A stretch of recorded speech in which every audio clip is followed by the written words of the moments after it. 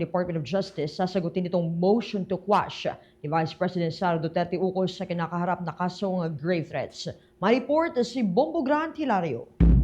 Tiniyak ng Department of Justice na kanilang sasagutin ang inihayang motion ni Vice President Sara Duterte sa korteng may hawak ng kinakaharap na kasong grave threats.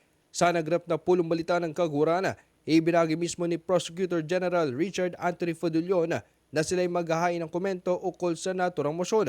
Handaan niya itong sagutin ng prosekusyon, ngunit kinakailangan pa raw munang makita ang basis o naging batayan ng kampo ng ikalawang Pangulo sa paghahain ng motion to quash.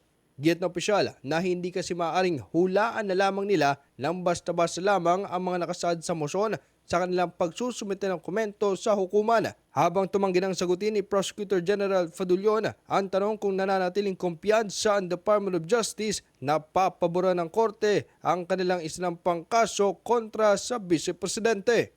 Well, I cannot speak for how the court will rule. However, we will be filing our comment to as soon as we see what the basis is of the defense in asking for the quashal of the information.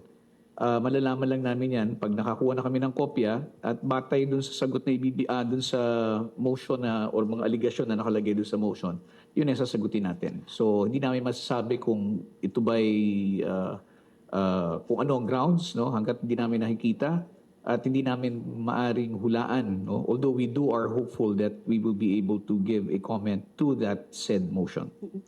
Inamin naman opisyal na kanilang hindi pa formal na tatanggap ang kopya ng inihayang motion to quash ng ikalawang Pangulo. Tanging kautusan pa lamang daw ng korte ang natanggap, nagsasabi at nag-uutos sa prosekusyon na maghain ng komento kaugnay sa nabanggit na motion.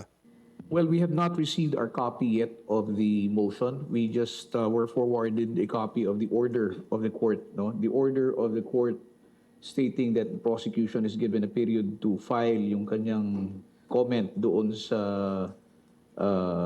motion to recall or to hold in abeyance the issuance of the warrant of arrest and motion to quash was received yesterday. So most likely we anticipate that it could have been filed either Tuesday or Wednesday of this week.